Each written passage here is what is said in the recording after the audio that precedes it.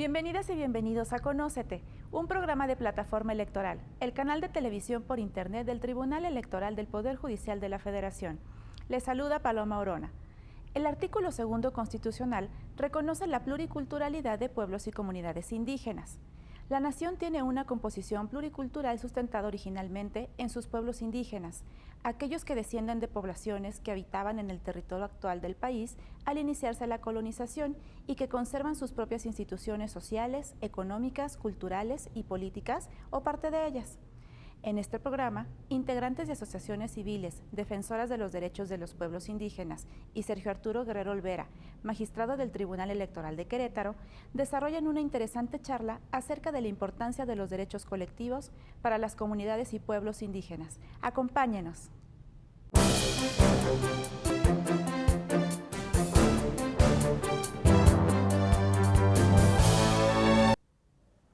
Pampariyuchi, Tribunal Electoral del Poder Judicial de la Federación.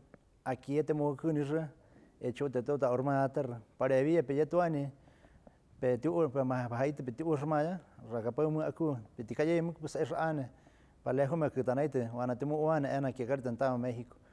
Muchas gracias al Tribunal Electoral del Poder Judicial de la Federación por el trabajo que estás implementando para la aplicación del protocolo, en este caso para los pueblos indígenas de la nación mexicana, y que esto pueda aterrizar en la nación. Muchas gracias por acompañarnos en esta segunda entrevista para intelectuales y defensores de derechos indígenas, integrantes de comunidades. Estamos en el marco de elaboración de un protocolo de actuación para quienes imparten justicia electoral en casos que involucran a pueblos y comunidades indígenas con perspectiva intercultural y de género. Esta es la segunda reunión de expertas y expertos, y en esta ocasión me complace tener como invitados especiales al licenciado Hugo Aguilar Ortiz, subsecretario de Asuntos Indígenas del Gobierno del Estado de Oaxaca. Bienvenido. Gracias, maestro, gracias por la invitación y por el espacio. También tenemos como invitado especial al licenciado Santos de la Cruz Carrillo, representante del Consejo Huirarica. Muchas gracias por la invitación. Muchas gracias por venir. Está con nosotros también el licenciado Tomás López Arabia, presidente del Consejo Directivo del Centro Profesional Indígena de Asesoría, Defensoría y Traducción, CIAPADET. Muchísimas gracias por la invitación. Está con nosotros en esta ocasión también un invitado especial, el maestro Jaime Martínez Luna, fundador de Comunalidad AC y comunero de Guelatao de Juárez, Oaxaca. Gracias por la invitación. Muchas gracias por estar con nosotros, estamos muy agradecidos, muy honrados de su presencia, y quisiéramos empezar con algunas preguntas relacionadas, por ejemplo, licenciado Hugo, con el tema de los derechos colectivos, la importancia que tienen los derechos colectivos en la resolución de conflictos que involucran derechos de los pueblos, comunidades e integrantes de estos pueblos y comunidades indígenas. Sí, maestro, pues de entrada yo quisiera hacer un especial reconocimiento al tribunal por abrir sus puertas, por abrir sus cámaras, sus espacios para este importante tema. Realmente hemos visto en los últimos meses, en los últimos años, cómo el tema de la conflictividad electoral en municipios indígenas está adquiriendo gran relevancia, y ponderamos de manera importante este esfuerzo que está haciendo el tribunal para allegarse de información para generar este protocolo. Con relación a los derechos colectivos, creo que vale en este momento poner énfasis en una percepción de estos derechos. Hay que recordar que el artículo 2 de la Constitución Federal reconoce la composición pluricultural de nuestro Estado mexicano, sustentado en los pueblos indígenas, y a partir de este reconocimiento constitucional cobra gran vigencia e importancia el tema de los derechos colectivos. Podríamos decir que los derechos colectivos son para las comunidades lo que los derechos humanos en su ámbito, en su nivel individual, son para los seres humanos. Un conjunto de prerrogativas y de derechos que, al ser tutelados por la Constitución, son derechos fundamentales, y que solamente con el reconocimiento y sobre todo con la eficacia de este conjunto de derechos podemos pensar en que nuestra nación pueda seguir siendo pluricultural. Los derechos colectivos cumplen esta función importante de permitir que los pueblos sigan siendo pueblos indígenas. Y creo yo que esta es la novedad que introduce la reforma de 2001 a la Constitución Federal, y es el planteamiento que genera un reto importante para los tribunales. Hay que decir que la función jurisdiccional, la función de impartir justicia, es de por sí un reto importante en todos los ámbitos de nuestra vida cotidiana, pero para el caso de los pueblos indígenas, que se rigen bajo principios distintos, bajo una concepción distinta, bajo una cosmogonía distinta, el tema de los derechos colectivos es de especial relevancia para los tribunales. Cuando nosotros planteamos en algunos momentos que para la impartición de justicia en pueblos indígenas se requiere de una especialización, de algún modo estamos aludiendo que esa especialización tiene que ser en materia de derechos colectivos y en las posibilidades de armonizar estos derechos colectivos con los derechos individuales. Yo creo que en una nación que se ha definido como pluricultural, este es un reto importante para las autoridades, para la sociedad, para los tribunales, y desde luego es un reto que los pueblos indígenas han planteado a la sociedad en general. Muy bien. En relación con esto, maestro Jaime Martínez, hay un tema muy vinculado con la importancia de los derechos colectivos, que es el concepto de comunalidad, que es un concepto que usted ha trabajado bastante y que nos gustaría que nos compartiera en esta ocasión. Díganos algo acerca de este tema. Bueno, yo podría afirmar que el ser humano es por naturaleza colectivo. Desde el momento que nace, depende del oxígeno, del agua, de la tierra. Es una partecita de un mundo más grande. Esta suma de elementos que porta la persona lo hace colectivo, aunque sea un organismo solo. Es decir, comunalidad refleja el vivir con y en y de los otros. Definir su existencia a partir de la presencia de todos los seres vivos, los que habitan una comunidad, pero también de la flora, de los recursos naturales, de los vientos. En fin, esto implica que el ser natural es colectivo en primera instancia. En segundo lugar, comunalidad es un esfuerzo por explicar por qué somos diferentes, por qué somos población originaria. En principio, porque estamos umbilicalmente vinculados a la naturaleza. Nos explicamos en función de ella. Nosotros somos el territorio, no nada más el suelo que pisamos. Es nuestra alimentación, es nuestras fiestas, es nuestra forma de comunicación.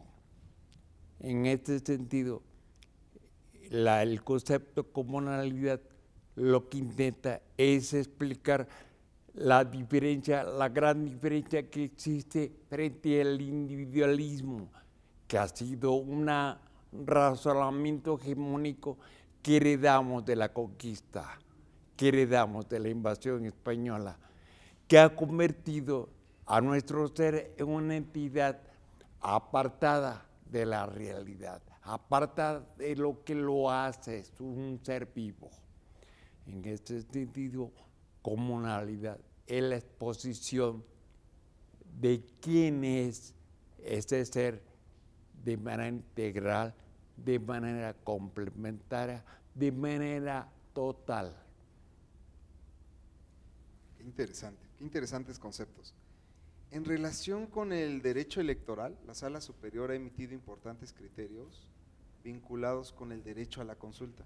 Me gustaría saber mucho, licenciado Santos, ¿qué opina usted acerca de este derecho a la consulta en materia de derechos indígenas, que actualmente ha cobrado cierta relevancia, no solo por las sentencias de la Sala Superior, sino también por sentencias recientes de la Suprema Corte de Justicia de la Nación? Claro. Bueno, comentar sobre este tema, creo que para los pueblos indígenas es fundamental. Yo diría que es la piedra angular, porque precisamente los compañeros que me antecedieron del tema de los derechos colectivos, de la comunalidad, todos los derechos que poseemos en los pueblos y comunidades indígenas, creo que tiene que pasar por estos rangos, ¿no? Y tiene que tener las características del previo, libre, informado, ¿no? Entonces, nosotros entendemos que cuando debe ser previo, bueno, si se tiene que aterrizar un programa, un proyecto hacia las comunidades indígenas, bueno, pues primero, anticipadamente se tiene que conocer esos proyectos, ¿no? Y libre, bueno, pues quien tiene que de alguna forma consultar, bueno, pues tiene que ir hacia las comunidades. Sin compañía de empresas, sin compañía de otras autoridades. Así lo entendemos nosotros, libre, ¿no? Y informada, obviamente, realmente el contenido o qué es lo que se va a aterrizar, ¿no? Entonces, en las comunidades indígenas, por lo regular, donde nosotros aprobamos o desaprobamos todo esto, o es en las asambleas comunitarias, y que es el máximo órgano de los pueblos y comunidades indígenas, en el caso de las comunidades, ¿no? Entonces, para nosotros es importantísimo el tema del derecho a la consulta. Incluso en el pueblo wixárika, nosotros lo estamos de alguna forma ejerciendo, porque en uno de nuestros lugares sagrados, que se llama Wirikuta, el Estado mexicano autorizó más de 78 concesiones mineras sin consultar al pueblo wixárika, y un poquito peor a los habitantes de esa zona. Entonces, ahí no aplicó esto, ¿no? De que si nosotros estábamos de acuerdo o no, para en su momento pudiéramos otorgar o no, de que se pudiera operar en el tema de la mina, ¿no? Entonces, nos hemos amparado en contra de estas concesiones, y actualmente, bueno, pues están suspendidas todas las concesiones, pero creo que es importantísimo porque además está reconocido por los convenios internacionales, como es el convenio 169. Entonces, creo que los países que son parte de estos convenios, pues de alguna forma tienen que aplicar el derecho a la consulta hacia los pueblos indígenas. Entonces, por eso es fundamental este tema. Qué importante, hay bastantes temas que nos deben de ocupar. Yo quisiera que el licenciado Tomás López Arabia nos hablara acerca de la importancia del respeto que tienen los derechos lingüísticos de los pueblos y comunidades indígenas de sus integrantes.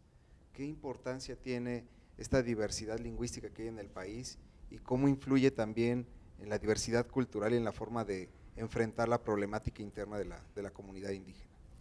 Así es, lo platicábamos en este espacio de expertos y expertas al estar elaborando el documento, ¿no? Creo que para poner la dimensión de cuál es la diversidad cultural y lingüística de México, México ocupa los primeros lugares en diversidad cultural y lingüística a nivel mundial, ¿no? En México se hablan aproximadamente 364 variantes lingüísticas, según los datos del Instituto Nacional de Lenguas Indígenas. Oaxaca, por ejemplo, concentra 166 de estas variantes lingüísticas. Poco más de 6 millones de personas hablan una lengua indígena, según los datos del INEGI. En el caso de la entidad oaxaqueña, un poco más de 1.265.000 habitantes hablan su lengua, ¿no? Esto nos pone un contexto en donde es fundamental respetar el uso de la lengua en los espacios públicos y privados como lo marca la ley, ¿no? Hay una ley que protege los derechos lingüísticos de los pueblos indígenas a partir de la reforma constitucional del año 2001. Esta ley se promulga en el año 2003, ¿no? Y creo que la importancia del respeto de los derechos lingüísticos se da en dos escenarios cuando nos encontramos hablando del sistema de administración y de procuración de justicia, ¿no? El tema procesal, que es en donde cualquier persona que accede al sistema de justicia necesita que se le garanticen estos derechos, y también como un derecho humano, ¿no? Como un derecho humano a preservar la diversidad cultural y lingüística, no únicamente en el exterior, ¿no? Sino también desde el interior de las comunidades. Entonces, creo que esta es una tarea fundamental del Estado mexicano y de todos los que poseemos todavía la fortuna de hablar una lengua indígena, de ejercer este derecho más allá de la parte procesal, ejercerlo como un derecho humano, como un derecho a expresarnos en los espacios públicos y privados como lo mandata la ley. Y creo que es una de las características fundamentales de las asambleas, ¿no? En donde todavía se habla bastante la lengua. Hay asambleas en donde toda la discusión se lleva a cabo en la lengua indígena y es una discusión muy rica porque ahí, por ejemplo, se dan discursos ceremoniales que muy difícilmente vamos a encontrar en otros contextos, ¿no? Son discursos que de alguna manera llegan en el corazón de la gente, ¿no? Están documentados algunos discursos ceremoniales que de alguna manera ponen en relieve esta riqueza que tenemos los pueblos indígenas de México. Muy bien, bueno, pues estamos en el marco de la elaboración de un protocolo de actuación para quienes imparten derecho electoral, justicia en derecho electoral indígena. ¿Cuál es su opinión acerca de la importancia que tiene este tipo de protocolos? Quisiera escuchar su opinión al respecto. ¿Alguien de ustedes? Sí, bueno, yo lo que diría es que estamos frente a un fenómeno nuevo, aunque los pueblos datan desde antes de la conquista de los españoles, su realidad ha estado siempre oculta, ha estado siempre en un lugar pues que no ha meritado la reflexión importante. En las escuelas, en los libros de texto, se valora, se pondera bastante la riqueza que aportaron los pueblos, pero a nivel de algunos momentos de la historia. Yo creo que este país honra a los indígenas del ayer, del antier, cuando hoy en día tenemos indígenas vivos, tenemos pueblos vivos en todo el territorio nacional. Y yo creo que esta realidad es la que nos lanza o nos pone sobre la mesa la necesidad de conocernos, la necesidad de ejercer realmente una sociedad pluricultural y una sociedad, como se ha dicho en las reflexiones del protocolo, que busque la interculturalidad. Y para eso se requiere apertura de todos. Yo creo que de los pueblos, de abrevar los principios que son universalmente admitidos, y de los tribunales y de la sociedad no indígena de admitir al otro, de admitir la particularidad que el otro tiene. Y yo creo que en esto los protocolos son una guía orientadora para llevar este ejercicio de la interculturalidad, de la interlegalidad. La Suprema Corte ha hecho un ejercicio similar y vemos nosotros que está arrojando resultados positivos. Vemos a los impartidores de justicia que comienzan pues a abrir la mente, a mirar el fenómeno jurídico y sobre todo el fenómeno de la impartición de justicia con una mirada pluricultural, con mirarlo con un espejo de varios colores que nos permita pues que nuestro aparato de justicia dé esos resultados de la sociedad que constituye la nación mexicana o el Estado mexicano. Yo creo que esa es la importancia particular que tiene el protocolo y tenemos bastante esperanza que este protocolo contribuya a este ejercicio de interculturalidad en el marco del Tribunal Electoral del Poder Judicial de la Federación. Muchas gracias, licenciado Hugo Aguilar. Algo que este fenómeno, como lo menciona el licenciado Hugo Aguilar, es un fenómeno que, por ejemplo, ahorita se le conoce también como activismo judicial, ¿no? A partir de los criterios de la Corte Interamericana, a nivel Latinoamérica, se han venido dando estos fenómenos. Y creo que este documento que se está empujando, se está trabajando, es un documento que creo que contiene criterios orientadores para los juzgadores en materia electoral, pues para que vayan visualizando qué elementos pueden considerar al tener enfrente un caso de materia electoral en donde estén involucrados pueblos indígenas, ¿no? Como lo manifestaba el licenciado Hugo, creo que es fundamental que entendamos que en esta nación convivimos muchas formas de pensar, muchas formas de actuar, sistemas jurídicos distintos y por ende el respeto hacia ellos, ¿no? Entonces, creo que es un elemento, una herramienta fundamental para los juzgadores que conozcan el lenguaje electoral de los pueblos indígenas también. Maestro Jaime Martínez, decíamos, usted tenía una propuesta muy interesante de agregar un primer capítulo con un aspecto filosófico. Decíamos, por ejemplo, que para ustedes era muy importante esta distinción que acaba de mencionar del individuo frente a la comunidad, la interpretación del concepto de ciudadanía al interior de una comunidad parece que también es distinto. ¿Qué nos puede abundar al respecto de este apartado filosófico de la forma de vida, de pensamiento de los pueblos y comunidades? Yo creo que México debe reconocer que reproduce colonialidad, es decir, un pensamiento ajeno en origen. El segundo, que ha suprimido, ha hecho clandestina la existencia de un modo de ver el mundo distinto. Esto significa que México debe reconocerse que padece una mentalidad colonizada.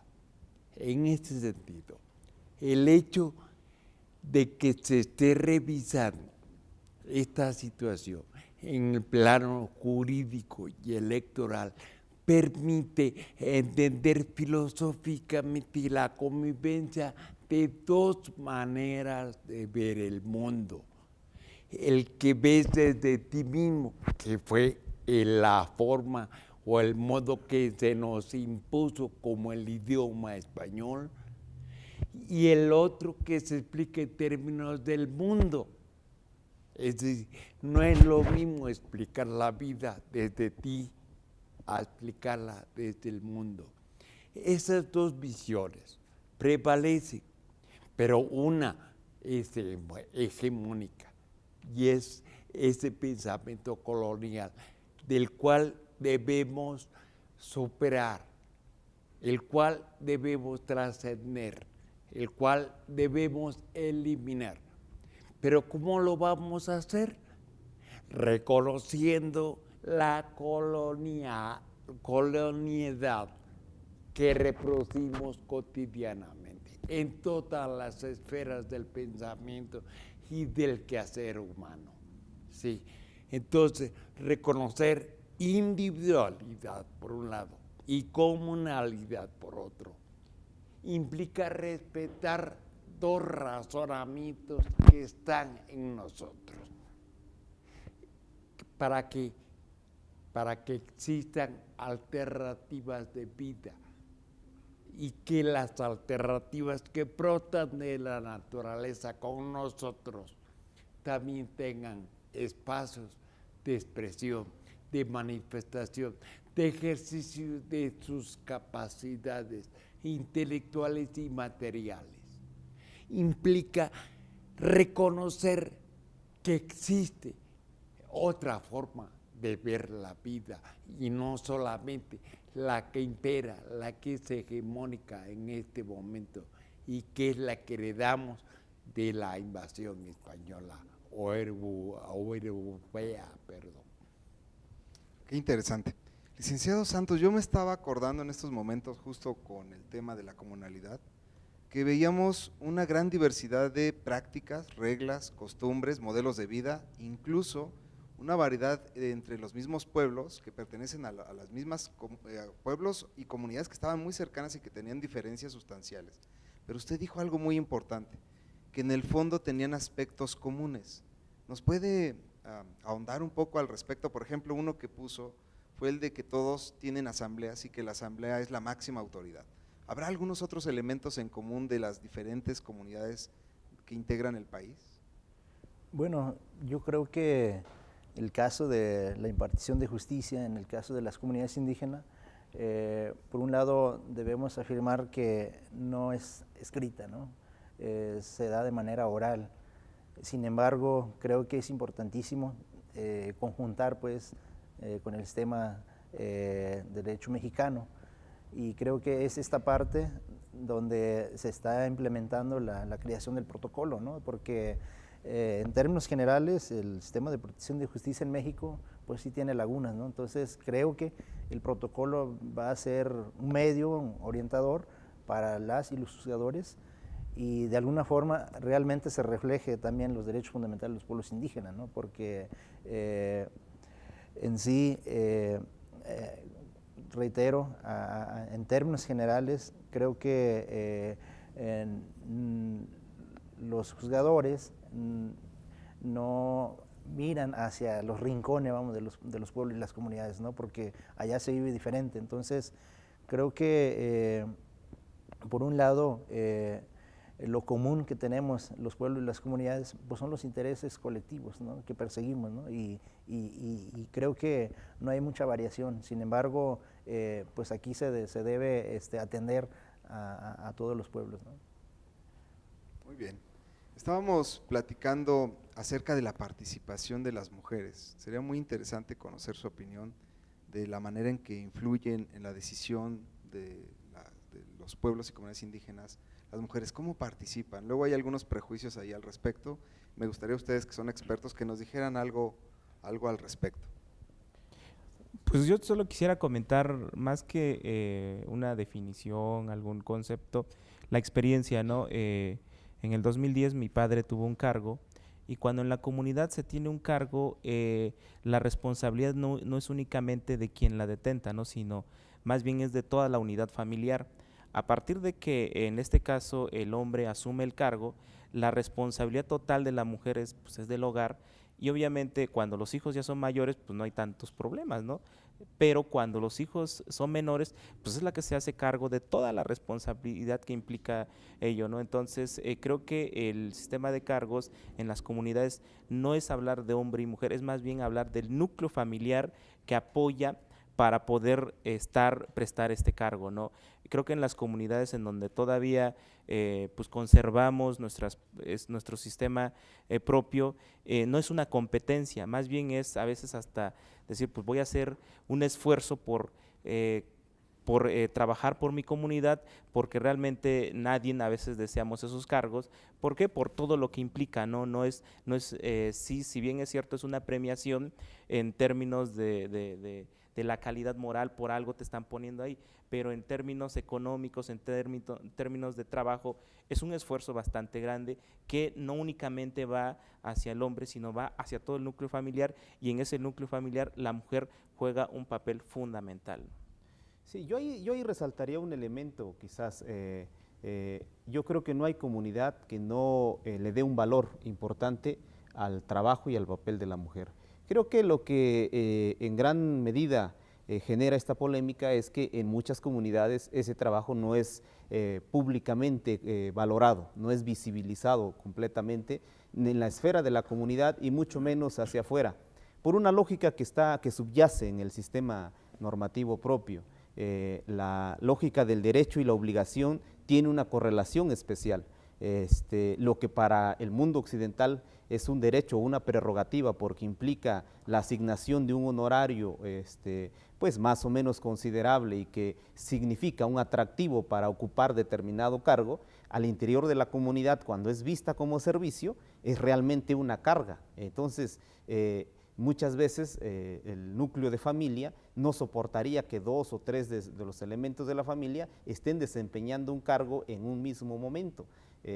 Creo yo, y lo puedo decir con conocimiento de causa de varias comunidades, no hay una preconcepción o una posición preconcebida de las comunidades a nivel de un fundamentalismo que las mujeres no participen o que no deban de participar. Creo que hay una visión de complementariedad muy importante al interior de las comunidades y que hay que trabajar con el tema de la visibilidad del papel que tienen, y también que esto mismo nos va a llevar a que vayan ocupando posiciones de cargos públicos, que por sí mismo el cargo ya es visible en la sociedad, tanto al nivel del interior de la comunidad como a la sociedad en general, ¿no? Muy bien.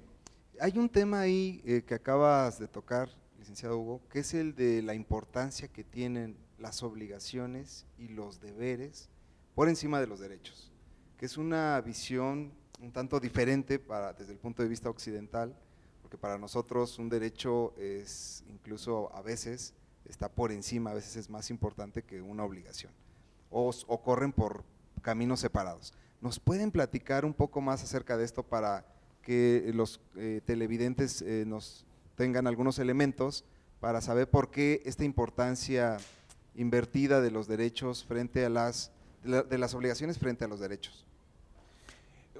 Yo diría que existen 3 principios comunes en diversas regiones originarias de México, que es el respeto, el trabajo y la reciprocidad. Si vemos El respeto implica el reconocimiento de los otros en ti. Respetar al otro es respetarte a ti mismo. El trabajo es el que te genera la personalidad, lo que das, lo que entregas a los demás, no nada más a ti o a tu familia, sino a la comunidad. Tercero, no se trata de dar caridad, se trata de vivir la colectividad. ¿Y qué implica eso? Tú me das, yo te doy, tú me das. El esfuerzo horizontal, es trabajo horizontal, es respeto horizontal, muy distinto a la actitud que genera el mercado, la moneda, en fin, la competencia, o en fin, el individuo. ¿Sí? Que a fin de cuentas tú brillas porque dicen que vales, pero no se te ve. Tú dicen que vales por lo que tienes, pero no saben nadie de dónde lo sacaste. Entonces, de alguna manera, la obligación está como una actitud natural y es lo que te hace persona en una comunidad. Si tú eres respetuoso, se te toma en cuenta. Si tú trabajas con todos, con tu familia, con tus amigos, se te toma en cuenta. Si tú das para recibir, estás vivo. ¿Qué quiere decir? Que la obligación vale más y se obtiene a través del trabajo y del respeto recíproco. Qué interesante. Son bastantes temas los que quedan en el aire, muchos aclarados de una manera formidable. Trabajo, respeto, reciprocidad. Es lo que hemos encontrado justo en la elaboración de este protocolo de actuación para quienes imparten justicia que involucran pueblos y comunidades indígenas en materia electoral. Lo hacemos con perspectiva de género y con perspectiva intercultural. No queda más que agradecerles a todos ustedes su participación, su intervención, su paciencia y su colaboración para participar, para llenarnos de experiencias y conocimientos en esta elaboración. A los televidentes les agradecemos bastante su participación, el que estén con nosotros, que nos acompañen en esta segunda entrevista de expertos e intelectuales en materia de derecho electoral indígena. Muchas gracias y hasta luego.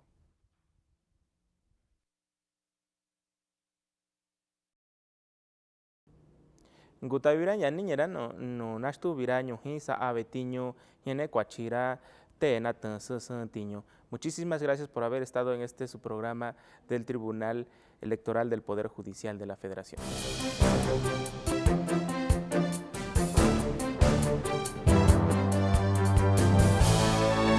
Agradecemos su atención. Les invitamos para que la próxima semana nos acompañen a explorar nuevos contenidos relacionados con la igualdad entre las personas. Esto fue Conócete, el programa de Plataforma Electoral, el canal de televisión por internet del Tribunal Electoral del Poder Judicial de la Federación. Hasta pronto.